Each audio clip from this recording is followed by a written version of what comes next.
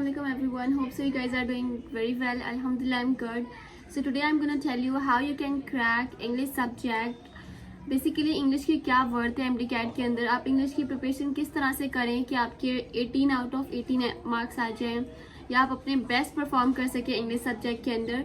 उसके अंदर जो मेन चीज़ें हैं जो कि आपके पीएमडीसी के सिलेबस में भी नहीं है लेकिन उस पर बहुत ज़्यादा फोकस्ड होता है, वो सारी चीज़ें भी मैं आपके साथ शेयर करूँगी। और उसकी इंग्लिश की क्या वर्थ है। बेसिकली आपके पास 5 सब्जेक्ट्स हैं, उन सब में आपको पता है biology is the one which have the major weightage in the whole MDCAT exam. लेकिन इसका ये मतलब बिल्कुल नहीं है कि बायो को ही सिर्फ पढ़ना है और बाकी जो सब्जेक्ट्स हैं उनको अंदर नहीं पढ़ना। अगर आपने ऐसे किया तो क्योंकि because each and every MCQs is very important for you. Same goes with the English have 18 MCQs out of which अब 18 जो एमसीक्यूज हैं आपके पास, अगर आप उसके अंदर भी तैयारी नहीं कर रहे और आप सोच रहे हो कि बायो से आप कंपलसेट कर लोगे, बायो में अगर पेपर हार्ड आ जाता तो आप क्या करेंगे। बहुत सारे बच्चे इंग्लिश को निगलेक्ट करके और ये सोचते हैं कि वो जो मार्क्स है हम सारे बायो में गेन कर लेंगे, बट ऐसा नहीं होता। एक एक मार्क्स से आपका मेरिट करता है, एक एक मार्क्स से आप गवर्नमेंट से प्राइवेट सेक्टर में जा सकते हैं, तो रिस्क तो ले ही नहीं। इसलिए मैं आपसे पहले ही बता रही हूँ कि इंग्लिश का जो सब्जेक्ट है जिसे it seems to be like unimportant but it is very important. उसके अंदर क्या क्या चीज़ें पढ़नी होती हैं, क्या सिलेबस है, I will discuss everything with you. उसके एमसीक्यूज किस तरह के आते हैं।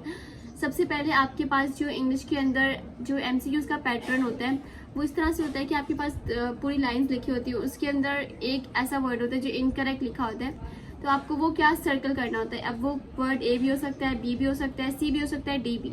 तब आपको कैसे पता चलेगा, उसके लिए आपको टेंसेज बहुत अच्छे से आने चाहिए। Number 1 is tenses. टेंसेज ऐसी चीज़ है जिसकी प्रिपरेशन आपको बेस्ट करनी है। ठीक, जब आपको टेंसेज सारे आते हैं, part of speech tenses is number 1। आप लोग बेशक नोट डाउन कर लें, एक कॉपी ले लें, उसके ऊपर लिख लें कि क्या क्या टॉपिक इंपॉर्टेंट है इंग्लिश के अकॉर्डिंग जो मैं आपको भी बता रही हूँ। Number 1 is tenses, number 2 is part of speech which is very important. The articles, determiners, we have a punctuation. आपको सारी पंचुएशन आनी चाहिए। वो आपके पास कोई भी पंचुएशन मार्क दे सकते हैं और बोलेंगे बताएं इसका क्या होगा। तो punctuation, determiners, article, part of speech, इसके अलावा क्लॉजेज, फ्रेजेस, आपको क्लॉज फ्रेजेस आना चाहिए बहुत अच्छे से। Types of clauses, types of phrases, synonyms, एंटोनियम्स बहुत अच्छे से आने चाहिए। मैंने एक वीडियो बनाई थी सिनोनिम्स में, वो हमारे सारे पास पेपर, और बेसिकली सिनोनिम्स और एंटोनियम्स के पास पेपर अच्छे से कीजिएगा, बहुत अच्छे से, क्योंकि आपके पास पेपर में से रिपीट होते हैं। इसके अलावा जो सिनोनिम्स और एंटोनियम्स हैं वो हर दफ़ा डिफरेंट होते हैं, लाइक आप गेस नहीं कर सकते हो। इसके अलावा वोकैब वर्ड्स आपको आने चाहिए, अच्छे से आने चाहिए। वोकैब वर्ड्स का आपको कैसे पता चलेगा कौन से इंपॉर्टेंट। वॉइस जो पीछे से आ रही है क्योंकि अब मैं बरामदे में बैठी हूँ और आवाज़ बहुत ज़्यादा आ रही है, और अब मैं क्योंकि वीडियो स्टार्ट कर चुकी हूँ तो मैं उठ नहीं सकती, इसलिए मुझे अपनी वीडियो कंप्लीट करनी है। अपना जो डिस्क्राइब करी मैं वो पूरा ही करूँगी, तो प्लीज़ आप बैकग्राउंड का नॉइज़ जो है उसको इग्नोर करें।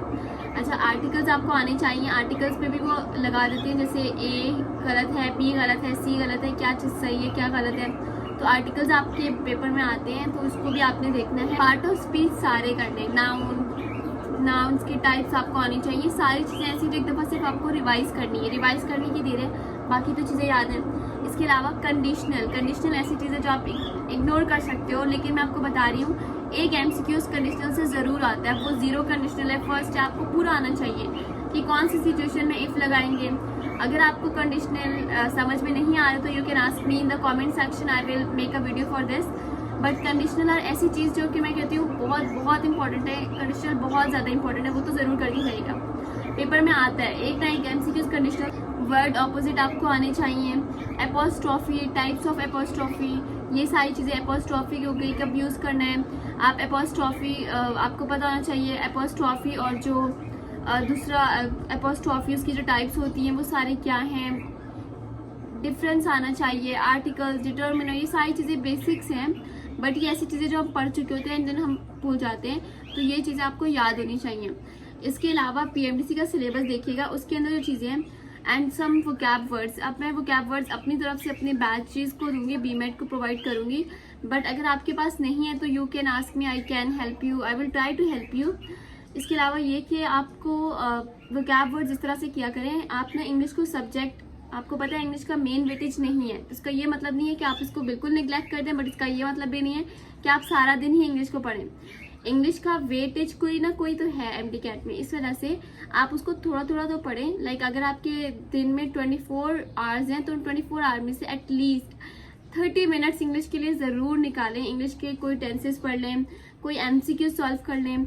अच्छा, इंग्लिश के अंदर ना MCQ इस तरह से देते हैं जिसके अंदर कोई ना कोई टेंस गलत कर देते हैं, आपको सही करना होता है खुद। अब आप कैसे सही करोगे? अगर आपको पता है कि ये टेंस लग रहा है और आपको पता है कि यहाँ पर वी लगा हुआ है तो वर आएगा, वॉज तो आ नहीं सकता, वो वॉज लगा देंगे। तो बिकॉज आपको टेंसेस आते तो आप बोलोगे यहाँ पे वॉज नहीं आ सकता वी के साथ, तो वर आएगा, तो आपको फॉरन से ए को सर्कल कर दोगे, A1 इज रॉन्ग। अब आपसे वो पूछेंगे विच वन इज करेक्ट, तो आप सी को कर दोगे C is correct because of the tense, because of the apostrophe. आपने देखा एपोस्ट्रॉफी एस लगा हुआ है, आपने देखना है रिलेटिव एपोस्ट्रॉफी क्या होती है। ये सारी चीज़ें आपको आनी चाहिए बहुत ज़्यादा अच्छे से।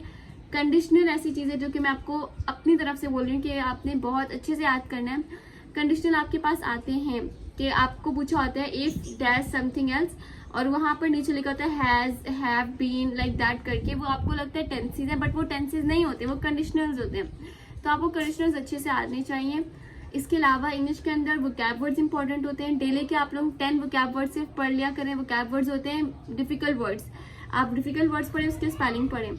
इसके अलावा एक और चीज़ बता दूँ, वोकैब वर्ड्स अपने से आते हैं, कोई भी उसका स्पेसिफिक सिलेबस नहीं है।